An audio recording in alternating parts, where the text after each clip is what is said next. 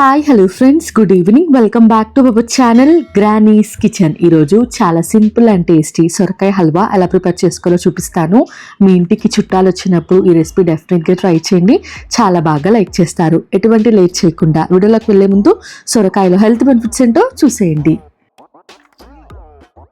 ఇక్కడ నేను 1/2 కేజీ లేత సొరకాయ పొట్టు తీసుకుని మధ్యలో ఉన్న గింజలు తీసేసి పక్కన పెట్టుకోండి. చూడండి, మధ్యలో ఉన్న గింజలు సపరేట్ చేయకపోతే సొరకాయ హల్వా అంత టేస్టీగా ఉండదు అనమాట.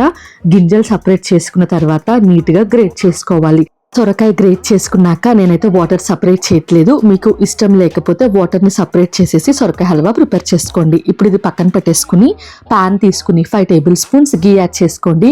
నెయ్యి హీట్ అయిన తర్వాత తురుముకుని పెట్టుకున్న సొరకాయని యాడ్ చేసుకుని నెయ్యిలో పచ్చివాసన పోయేంత వరకు సొరకాయని ఫ్రై చేసుకోండి. పచ్చివాసన పోయేంత వరకు ఫ్రై చేసుకున్నాక మూత పెట్టేసుకుని లో టు మీడియం ఫ్లేమ్లో 10 నుంచి 15 నిమిషాల వరకు సొరకాయని కుక్ చేసుకోండి. అప్పుడు వాటర్ అంతా రిలీజ్ అయ్యి సొరకాయ చక్కగా కుక్ అయిపోతుంది. మీరు వాటర్ స్క్వీజ్ చేసుకోకుండా సొరకాయ హల్వా కుక్ చేసుకుంటే 10 నిమిషాల్లో చక్కగా సొరకాయ పచ్చివాసన పోయి ఫ్రై అయిపోతుంది అనమాట. మూత తీసుకుని బాగా మిక్స్ చేసుకుని మీ స్వీట్నెస్కి తగ్గట్టుగా షుగర్ యాడ్ చేసుకోండి. మీకు ఇష్టమైతే ఇందులో బెల్లం పొడి కూడా యాడ్ చేసుకోవచ్చు. నేనైతే షుగర్ యాడ్ చేస్తున్నాను. 3 కప్పుల సొరకాయ తురుమును తీసుకున్నాను కాబట్టి 1 కప్పు పంచదార యాడ్ చేసుకుంటున్నాను. మీ స్వీట్నెస్కి తగ్గట్టుగా షుగర్ యాడ్ చేసుకోండి. షుగర్ బాగా కరిగిన తర్వాత మీ దగ్గర ఉంటే పాలు యాడ్ చేసుకోండి. పాలు లేకపోతే 4 to 5 table spoons milk powder add చేసుకోండి. మిల్క్ పౌడర్ యాడ్ చేయడం వల్ల హల్వా చాలా టేస్టీగా ఉంటుంది. మీ దగ్గర పాలు ఉంటే మిల్క్ పౌడర్ స్కిప్ చేసేసేయండి.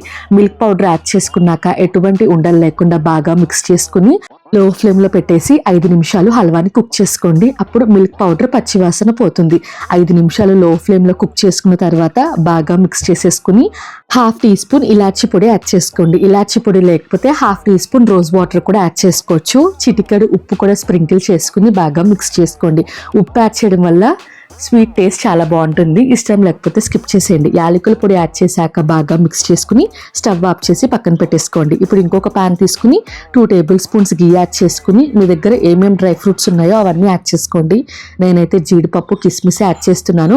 మీ దగ్గర ఉంటే బాదం పిస్తా కూడా యాడ్ చేసుకోవచ్చు. జీడిపప్పు కిస్మిస్ బాగా ఫ్రై అయిపోయిన తర్వాత హల్వాలోకి యాడ్ చేసేసి బాగా మిక్స్ చేసుకుని ఇంకా వేడిగా సర్వ్ చేసుకోండి. చాలా టేస్టీగా ఉంటుంది.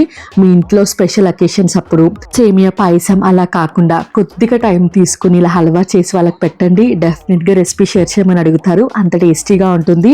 ట్రై చేశాక ఎలా వచ్చిందో నాకు కామెంట్ సెక్షన్లో కామెంట్ చేయడం అస్సలు మర్చిపోద్దు. ఇటువంటి మంచి వీడియోస్ కోసం నా ఛానల్ని సబ్స్క్రైబ్ చేసుకోండి.